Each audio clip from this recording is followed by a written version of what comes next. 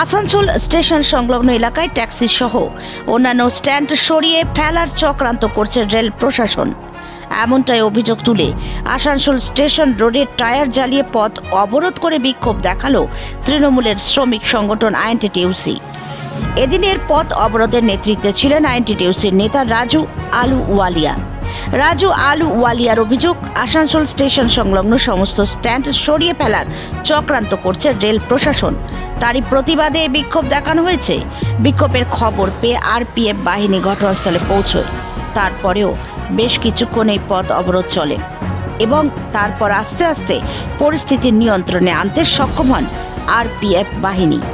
আসানসোল থেকে প্রদীপ বারুয়ের report, news 24 Bangla live.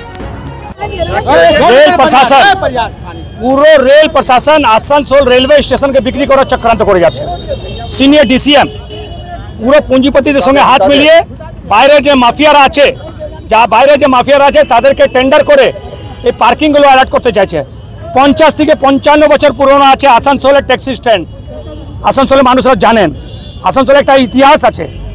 সে taxi স্ট্যান্ডকে সরাবার চক্রান্তর জন্য বলছে যে টেন্ডার করে দিচ্ছি, অটো স্ট্যান্ডকে বলছে টেন্ডার করে দিচ্ছি, বাস স্ট্যান্ডকে বলছে টেন্ডার করে দিচ্ছি, যারা রোডে হাঁটাচলা করছে তাদের জন্য টেন্ডার করে দিচ্ছি। মানে পুরো আসানসোল রেল স্টেশনকে বিক্রি করার চক্রান্ত করছে রেল। বিজেপির নেতাদের দালাল হিসাবে রেল প্রশাসন কাজ করছে। এটা বরদাস্ত করা যাবে না। এটা মাটি মানুষের, এখানকার নেত্রী আছেন মানে মমতা বন্দ্যোপাধ্যায়, সাধারণ মানুষের স্বার্থে কাজ করেন, গরিব মানুষের স্বার্থে কাজ করেন। এটা কোনোদিন আমরা বরদাস্ত হতে দেবো না। আর এটা যে চক্রান্ত করছেন আমরা কিন্তু আজকে বলেছি ডিআরএমকে, কালকে আমাদের 8টা ড্রাইভারকে ট্যাক্সি চালককে অ্যারেস্ট করে নিয়েছিল, রাতে তাদেরকে জামিন দিয়ে ছেড়েছে। তার বিরোধে আমরা আজকে নেমেছি রাস্তায়।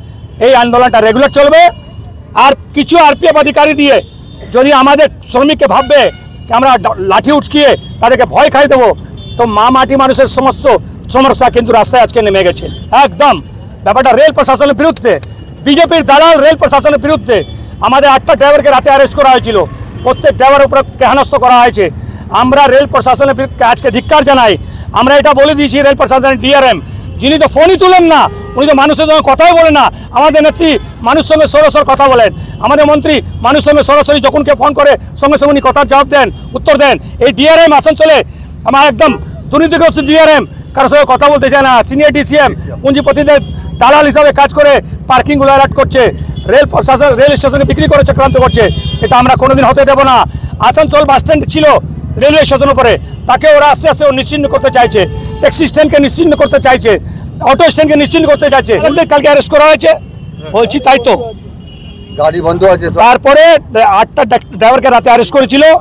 তার প্রতিবাদে আমরা নেমেছি ট্যাক্সি স্ট্যান্ড, আসানসোলের যে railway station, bus stand, auto stand, এইসবকে পার্কিং করা চলবে না। এটাকে বিক্রি করা চলবে না। আমাদের এখানে ক্রাস 1000 লোক বাস, অটো, টোটো, ট্যাক্সি চালায়, তাদেরকে কিন্তু সরিয়ে পুঁজিপতিদের হাতে যদি ভাববে কি আমরা অ্যালট করে দেবো, টেন্ডার করে দেবো, তাদেরকে পার্কিং দিয়ে দেবো, এটা আমরা বরদাস্ত করবো না। তার প্রতিবাদে আমরা রাস্তায় আজকে নেমেছি। রেল প্রশাসন আমাদেরকে বলছে জায়গাটা খালি করো, এটা টেন্ডার হয়ে গেছে। এখন আমাদের না কোনো নোটিশ দিয়েছে, না কোনো কাগজ দিয়েছে, না কিছু বলেছে। একবার বলছে জায়গা খালি করবে। তো আমরা বললাম ভাই তাহলে আমরা জায়গা খালি করবো, তো আমরা যাবো কোথায়? আমাদের পুরনো 60 বছর থেকে এই ট্যাক্সি চলছে আসানসোল স্টেশনে। এখন জায়গা আমরা কি করে খালি করি? ঠিক আছে টেন্ডার হয়েছে, তো যে টেন্ডার নিয়েছে তাকে ডাকুন, আমরা তাহলে রেলের যেটা ভাড়া হয় আমরা সেটা দিব, তার সঙ্গে বসে কথা হোক। তো সে তো আমাদের কিছু হয়েছে না। সিনিয়র ডিসিএমও বললো যে ঠিক আছে, আমাদের টাইম দিয়েছিল। সিনিয়র ডিসিএম বললো ঠিক আছে আমি ডেকে কথা বলবো, তার হয়তো কোনো কথাই হয়নি।